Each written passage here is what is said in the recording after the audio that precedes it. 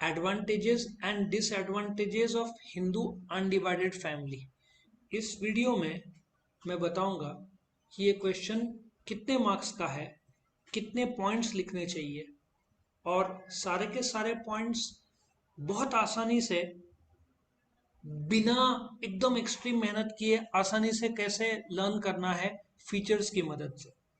मैं आपसे रिक्वेस्ट करूंगा कि इसका जो पिछला वाला वीडियो है features of Hindu undivided family, वो ज़रूर देखना। आपको डिस्क्रिप्शन में जाकर लिंक में क्लिक करोगे तो आपको लाइन से वीडियो मिल जाएंगे। उसमें से आप features of Hindu undivided family का वीडियो देखोगे तो आपको 30 पॉइंट्स जो है हिंदू अनडिवाइडेड फैमिली के फीचर्स दिए हुए हैं, और वो लर्निंग के लिए मैंने एक 3 इडियट्स का स्टोरी बनाया है जिसमें आपको 30 के 30 पॉइंट्स 30 सेकंड्स के अंदर लर्न हो जाएंगे। इसका पिछला वाला वीडियो है। अब मैंने क्या लॉजिक लगाया है ताकि आपका लर्निंग आसान हो जाए। वो जो फीचर्स के आपके सामने देखो, ये 30 पॉइंट्स है, बराबर है। तो हम क्या कर रहे हैं, पहले तो वो फीचर्स को 30 पॉइंट्स 3 इडियट्स का स्टोरी की मदद से 30 के 30 पॉइंट्स लर्न कर दिए जो पिछले वाले वीडियो में मैंने बताया। नाउ वंस वो 30 पॉइंट्स बन गए फीचर्स, उस 30 पॉइंट्स की मदद से हम एडवांटेजेस और लिमिटेशंस बनाएंगे।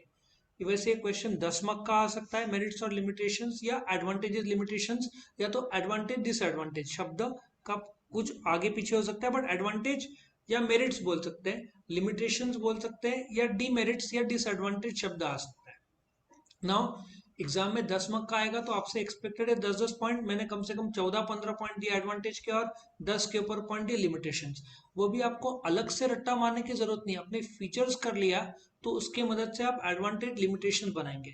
तो इस वीडियो में मैं एडवांटेज और लिमिटेशंस दोनों लूंगा साथ में फीचर्स की मदद से, जो कि 30 पॉइंट्स है, जिसके पिछले वीडियो में मैंने स्टोरीज के थ्रू बताया ना। मीनिंग फीचर है या मीनिंग जैसे कंसेप्ट है, उसको एडवांटेज लिमिटेशन में नहीं ले सकते। मेंबरशिप, अब देखो मेंबरशिप में आप लोग क्या लिखोगे, अनलिमिटेड को पार्टनर्स। एच के फैमिली में जो पार्टनर्स हैं उनको को पार्टनर्स बोलते हैं और हेड को कर्ता बोलते हैं। एक अच्छी बात है कि हिंदू अनडिवाइडेड फैमिली में कोई लिमिट नहीं दिया हुआ है कि इतने मैक्सिमम हो सकते हैं। अनलिमिटेड अनलिमिटेड को पार्टनर्स रहे तो कैपिटल भी बढ़ता है, बिजनेस भी बड़ा किया जा सकता है और प्रॉफिट भी ज़्यादा कमाया जा सकता है। सो मेंबरशिप अनलिमिटेड एक एडवांटेज होता है। सो आप लोग इसकी मदद से अनलिमिटेड को पार्टनर्स का पॉइंट बना सकते हो। लेजिस्लेशन, एक्चुअली लेजिस्लेशन का भी पॉइंट देखा जाए तो बनता है कैसा, नो नहीं बनेगा, क्योंकि लेजिस्लेशन क्या है, हिंदू सक्सेशन एक्ट 1956 है। तो सोल ट्रेडिंग का वो पॉइंट था कि नो लेजिस्लेशन, मतलब एडवांटेज में आप लोग डाल सकते हो कि sole trader requires no legislation, मतलब नो रजिस्ट्रेशन। लेजिस्लेशन के बाद क्या है, 4th point, capital. Now capital में आप क्या बोलोगे, limited capital. Normally Hindu undivided family मानते हैं मेंबर्स कितने भी रहे चलता है, लेकिन एक फैमिलीज में कितने लोग होंगे, 4, 6, 8, 10 होंगे। सो उनका कैपिटल हमेशा लिमिटेड होगा। अच्छा, लिमिटेड कैपिटल होगा तो साइज ऑफ बिजनेस क्या होगा, लिमिटेड होगा। मतलब आप लोग लिमिटेड कैपिटल की मदद से लिमिटेड साइज ऑटोमेटिक कर लोगे। लिमिटेड कैपिटल कैसे बोलोगे, since the family members of H R limited, which can be 2, 4, 6, 8, 10, what ever it is. But जैसे कंपनी में, रिलायंस में 30 लाख शेयर होल्डर्स हैं, तो वहां पे करोड़ों अरबों रुपए आते हैं कंपनी के पास। बट हिंदू अनडिवाइडेड फैमिली में कुछ ही फैमिली मेंबर्स है, तो कैपिटल लिमिटेड होगा, मतलब साइज ऑफ बिजनेस लिमिटेड होगा। ऐसे ऑटोमेटिक आपके 2 पॉइंट बन जाएंगे। उसके बाद नेक्स्ट पॉइंट क्या है देखते हैं, legal status. Now legal status एक डिसएडवांटेज है, क्यों, क्योंकि हिंदू अनडिवाइडेड फैमिली का एक किराना का शॉप है जिसमें 3 भाई मिलकर मैनेज करते हैं, और किसी ने किराना शॉप पर केस कर दिया तो ऑटोमेटिक जो हिंदू अनडिवाइडेड फैमिली के मेंबर्स है उन पर केस होता है, क्योंकि कायदा हिंदू अनडिवाइडेड फैमिली और उनके बिजनेस को अलग नहीं देखता, एक ही देखता है। आप लोग के मन में एक सवाल आ रहा होगा, पर अकाउंटिंग में मालिक और बिजनेस अलग है। मैं मानता हूँ अकाउंटिंग में दोनों को अलग रखा जाता है, लेकिन जब कोर्ट केस होता है तो कायदा जो ओनर्स है, जिनको को पार्टनर्स बोलते हैं, उनका हेड करता और उनके बिजनेस को कायदा एक ही दृष्टिकोण से देखता है। लीगल स्टेटस उनको सेपरेट मिलता नहीं। अभी आपके मन में सवाल आ रहा होगा क्यों ऐसे, क्योंकि हिंदू अनडिवाइडेड फैमिली का रजिस्ट्रेशन कंपलसरी नहीं है। उनका लेजिस्लेशन है, कायदा है, हिंदू सक्सेशन एक्ट ऑफ 1956 है, जिसमें 31 सेक्शंस है, एक शेड्यूल है। वो शेड्यूल में बताया है कि फैमिली मेंबर के मरने के बाद प्रॉपर्टी कैसे पास ऑन होगा, वो शेड्यूल में दिया हुआ है। पर ये नहीं बताया है कि रजिस्ट्रेशन कंपलसरी है। अभी आपके मन में होगा बट लोकल तो म्यूनसिपालिटी के पास या पैन कार्ड लेना पड़ता है, हिंदू सक्सेशन एक्ट में रजिस्ट्रेशन नहीं है। ये तो इनकम टैक्स तो इनकम के कायदे हैं, ठीक है ना, या म्यूनसिपालिटी का शॉप एक्ट, ये तो जगह के कायदे हैं। बट मेंबर्स का Hindu succession act as a family को रजिस्ट्रेशन नहीं लेना पड़ता और लीगल स्टेटस उनको नहीं मिलता, वो डिसएडवांटेज है। कंपनी को एडवांटेज है क्योंकि कंपनी और कंपनी के मालिक अलग है, तो उनको सेपरेट लीगल स्टेटस कायदा देता है, तो कंपनी होगा तो वो एडवांटेज बनता है। नंबर 6 कौन सा पॉइंट है देखते हैं हम लोग। Formation. Formation by operation of Hindu law, मैंने बताया था कि परदादा, दादा, पिताजी और हम 4 जनरेशन से प्रॉपर्टी आ रहा है तो हम एचयूएफ फॉर्म कर सकते हैं। नेक्स्ट नंबर क्या है, 7 point, registration. Registration is not compulsory, हम इसको एडवांटेज बना सकते हैं, हालांकि मैंने एडवांटेज में डाला नहीं है। आपके मन में आ रहा है क्यों नहीं, क्योंकि इतने सारे पॉइंट्स बनेंगे आगे एडवांटेज के कि रजिस्ट्रेशन नॉट रिक्वायर्ड जो कि एडवांटेज है वो पॉइंट की जरूरत ही नहीं पड़ेगी, ठीक है ना। आप डाल सकते हो रजिस्ट्रेशन नॉट कंपलसरी, एडवांटेज में डाल सकते हो, कोई प्रॉब्लम नहीं। लेकिन आगे और अच्छे एडवांटेज के पॉइंट्स आएंगे इसलिए मैंने यहाँ पे नहीं डाला है। मैनेजमेंट। मैनेजमेंट कौन करता है, कर्ता जो कि हेड ऑफ द एचयूएफ है, अलॉन्ग विद रिमेनिंग मेंबर्स जिनको को पार्टनर्स बोलते हैं।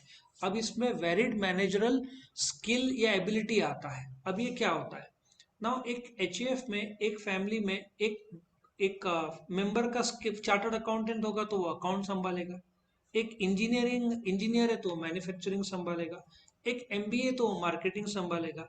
तो एक फैमिली मेंबर के सबके स्किल अलग अलग होते हैं, तो स्किल के मुताबिक कामकाज दिया जा सकता है जिससे पूरा का पूरा बिजनेस ठीक से मैनेज हो। सो एक अच्छी बात है कि वेरिड अलग अलग लोग हैं तो अलग अलग स्किल्स है जिसपे वो लोग काम कर सकते हैं।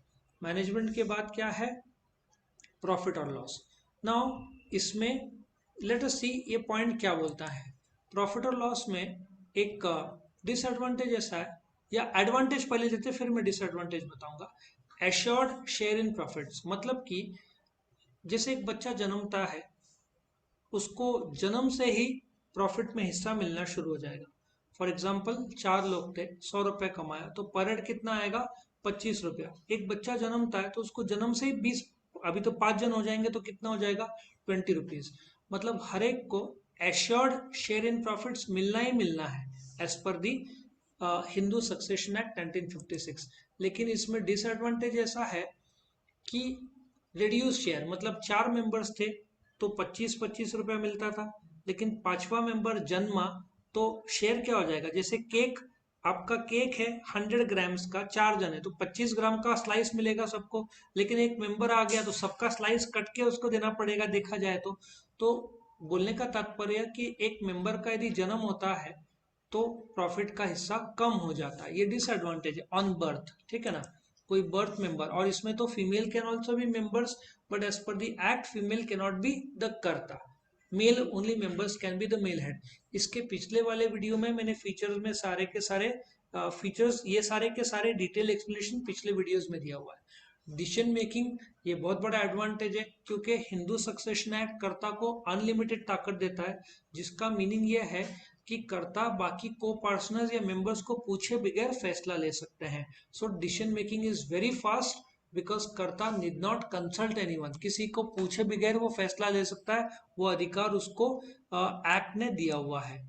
आगे बढ़ते हैं। देखो हम फीचर्स की मदद से बना रहे हैं और कोई भी पॉइंट मिस नहीं कर रहे हैं। अब डिसीजन मेकिंग में एक मानते हैं करता है एडवांटेज में, बट आप लोगों ने लाइफ में एक्सपीरियंस किया होगा, जल्दबाजी में फैसले लिए और फिर पछता है, जल्दबाजी में मुंह से गुस्से में कुछ निकल गया बाद में पछता है। तो जल्दबाजी में कुछ फैसला करता है ना लिया तो हेस्टी, मतलब जल्दबाजी में हो सकता है बैलेंस डिसीजन ना हो। अब पार्टनरशिप में यदि 3 या 4 पार्टनर्स है तो कायदा ये बोलता है कि चारों पार्टनर मिलकर फैसला लेंगे, जबकि हिंदू सक्सेशन एक्ट बोलता है कि कर्ता अकेला फैसला ले सकता है बिना बाकी मेंबर्स को पूछे, वो अधिकार दिया हुआ है। पार्टनरशिप में ऐसा चलता नहीं है, कोई भी एक पार्टनर फैसला नहीं ले सकता बिना बाकी पार्टनर्स को पूछे। मतलब 4 पार्टनर्स है, 5वां पार्टनर को आना है, जब तक 4 हाँ नहीं बोलेंगे 5वां आ नहीं सकता। बट हिंदू अनडिवाइडेड फैमिली में जो भी फैसले लेने करता वो बाकी मेंबर से नहीं पूछेगा। सपोजिटली फैमिली में 4 है, कर्ता मेल हेड है, बाकी 3 लोग है, कर्ता 3 लोग को पूछे बगैर फैसला ले लेगा, तो जल्दबाजी में गलत भी हो सकता है और फैमिली को घाटा भी हो सकता है। ठीक है ना। सो इसी पॉइंट का ये भी था एडवांटेज डिसएडवांटेज, प्रॉफिट और लॉस का भी एडवांटेज था डिसएडवांटेज था। फ्लेक्सिबिलिटी, नाउ फ्लेक्सिबिलिटी सिंस करता फटाफट डिसीजन ले सकता है तो फ्लेक्सिबिलिटी आ जाता है। फ्लेक्सिबिलिटी कैसे आता है मैं आपको बताता हूँ। अभी कोविड के टाइम में सबसे ज्यादा जो चले हैं दो चीजें, एक मेडिकल शॉप और एक किराना शॉप, ये लोग ने अच्छा बिजनेस किया। तो आप लोग मेडिकल शॉप में जाओगे ना, एक ऐसा समय आया था कि मेडिकल शॉप बहुत सारे किराना शॉप की भी सामान रखना शुरू कर दिया था, क्योंकि बिजनेस इतना ज्यादा था और किराना शॉप में गर्दियां इतना ज्यादा हो रहा था क्योंकि टाइम फ्रेम लिमिटेड था। तो मेडिकल शॉप लोगों ने क्या किया, फ्लेक्सिबिलिटी रखा और ऐसे भी चीजें किराना के रखना शुरू कर दिया जो उन लोगों ने जिंदगी में सोचा नहीं था वो लोग रखेंगे। ठीक है ना। तो फ्लेक्सिबिलिटी काफी है उनके पास कि they can start a new line, close an existing line. काफी काफी हद तक फ्लेक्सिबिलिटी रहता है और ये फास्ट भी रहता है क्योंकि एचयूएफ बाकी लोगों से विचार विमर्श नहीं किए बगैर फैसला ले सकता है और वो लीगल होता है। पार्टनरशिप में लीगल हर चीज नहीं होता, पार्टनर्स को पूछना पड़ता है बाकी पार्टनर्स। उसके बाद क्या है, गवर्नमेंट रेगुलेशन। अभी क्या होता है, पार्टनरशिप हिंदू अनडिवाइडेड फैमिली में कितने लोग होंगे, 2 4 5 6। तो गवर्नमेंट इतना स्ट्रिक्ट नहीं है। कंपनी में 30 लाख शेयर होल्डर्स है तो गवर्नमेंट बहुत स्ट्रिक्ट है, फ्रॉड हुआ तो करोड़ों लोग को लॉस हो सकता है। बट यहाँ पे 2 4 5 लोग को है तो गवर्नमेंट स्ट्रिक्ट है बट लेस स्ट्रिक्ट है। मतलब minimum government regulation, Hindu succession act में सिर्फ 31 कायदे हैं, जबकि आपके कंपनीज एक्ट 2013 में 450 के ऊपर कायदे हैं। ठीक है ना। So government regulation is minimum. क्यों, क्योंकि फैमिली में है ही कितने मेंबर्स, 2 4 6 8 होंगे, करेक्ट। उसके बाद लायबिलिटी। लायबिलिटी में दोनों पॉइंट बनेगा, क्यों, कर्ता का लायबिलिटी अनलिमिटेड है, इसलिए कई बार वो फैसले लेने से डरेगा क्योंकि यदि लॉस हो जाता है तो बाकी पार्ट मेंबर्स का सिर्फ कैपिटल जाएगा, बट कर्ता का कैपिटल तो जाएगा जाएगा, कम पड़ा तो उसको पर्सनल संपत्ति भी देना पड़ेगा। सो कर्ता का लायबिलिटी, कर्ता का अनलिमिटेड लायबिलिटी डिसएडवांटेज और बाकी लोग का लिमिटेड है। क्यों, क्योंकि बाकी को पर्सनल्स का सिर्फ कैपिटल जाएगा लेकिन उनको घर से लाना नहीं पड़ेगा, जबकि कर्ता को एचयूएफ में लॉस हो गया तो एचयूएफ के बिजनेस के संपत्ति बेच के पैसा देना पड़ेगा, फिर भी कम पड़ा तो कर्ता को अपने पर्सनल जेब से लाना पड़ेगा, बाकी को पर्सनल्स का सिर्फ कैपिटल जाएगा, उनको पर्सनल घर से कंट्रीब्यूट करने की जरूरत नहीं है। आगे बढ़ते हैं। चौथा, audit. Now Hindu succession act में कहीं पे भी ऐसा लिखा नहीं है कि ऑडिट कंपलसरी नहीं है, ये भी एडवांटेज बन सकता था। और टैक्सेस, लो टैक्सेस, मैंने जैसे बताया था सोल ट्रेडिंग और एचयूएफ का टैक्सेस सेम है, पहले 2.5 लाख तक माफ है और रिबेट पकड़ के ऐसा सोच लो कि 5 लाख रुपए तक हिंदू अनडिवाइडेड फैमिली को कोई टैक्स भरना नहीं है। ऑडिट, आप लोग ये भी पॉइंट जोड़ सकते हैं कि नो ऑडिट रिक्वायर्ड।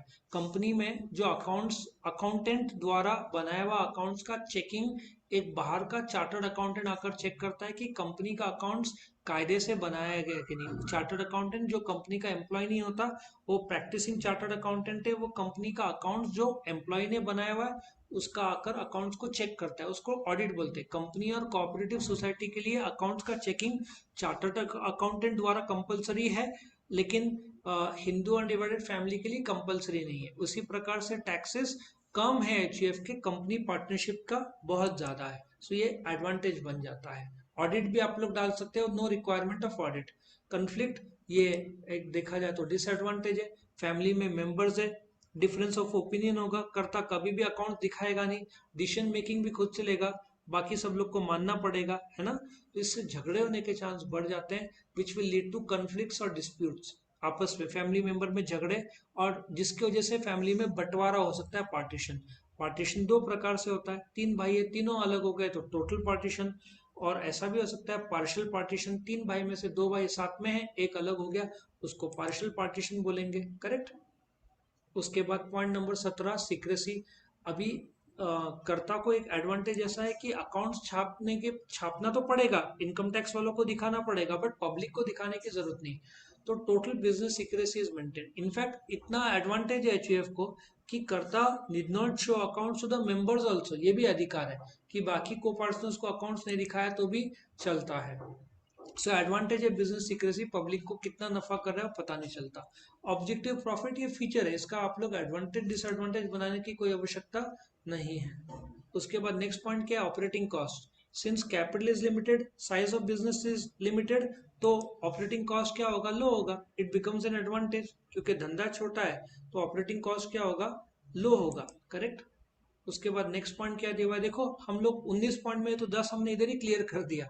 अभी क्या, डिवीजन ऑफ वर्क। अभी तीन भाई है, एक परचेज देखेगा, एक सेल देखेगा, एक अकाउंट्स देखेगा। कितना आसान है, काम का बंटवारा बहुत अच्छे तरीके से हो जाएगा। सो ये बहुत बड़ा एडवांटेज है। सोल ट्रेडर में अकेला आदमी को ही खरीदना बेचना अकाउंट सब रखना पड़ेगा। यहाँ पे दो तीन भाई है, आपस में संभाल लेंगे, एक खरीदी, एक बिक्री, एक अकाउंट्स, एक मार्केटिंग, ऐसा अलग अलग काम कर सकते हैं लोग। So division of work advantage बन जाता है इसके लिए। उसके बाद क्या है, पब्लिक कॉन्फिडेंस। जैसे मैंने बताया था, ये डिसएडवांटेज है, क्योंकि पब्लिक का ज़्यादा भरोसा ब्रांडेड गुड्स और कंपनीज में होगा, एचईएफ के छोटे मोटे दुकान में नहीं होगा, ठीक है ना। यदि किराना शॉप है एचईएफ का, तो पब्लिक बिग बाजार, अमेजन और फ्लिपकार्ट पे ज़्यादा भरोसा करेगा एज कम्पेयर टू एचईएफ का बिजनेस। इसके बाद नेक्स्ट पॉइंट क्या है, कंटिन्यूटी। ये एडवांटेज है। मतलब क्या होता है, किसी एचईएफ के मेंबर की डेथ हो जाए तो बाकी मेंबर संभाल लेंगे, धंधा बंद नहीं होगा। बट सोल ट्रेडर में उसकी डेथ हो जाती है तो बिजनेस ही बंद हो जाएगा। तो एडवांटेज कंटिन्यूटी का है। उसी प्रकार से स्टेबिलिटी का भी एडवांटेज आप लोग डाल सकते हो। ऑडिट मैंने डाला नहीं न, फिर रजिस्ट्रेशन नॉट कंपलसरी वो भी नहीं डाला। मतलब आप लोग इसके कम से कम 17-18 पॉइंट बना सकते हो। सो स्टेबिलिटी ज़्यादा है, क्योंकि किसी के कोई मेंबर की डेथ भी हो जाती है या कम भी हो जाता है तो बाकी लोग धंधे को संभाल लेते हैं, धंधा बंद नहीं होता। उसके बाद क्या है, डायरेक्ट मोटिवेशन। ये डिसएडवांटेज है, क्योंकि एक मेंबर ने ज्यादा मेहनत किया, 100 रुपए कमाया, लेकिन वो तो बाकी 4 मेंबर्स के साथ या 3 मेंबर्स के साथ शेयर करना पड़ेगा।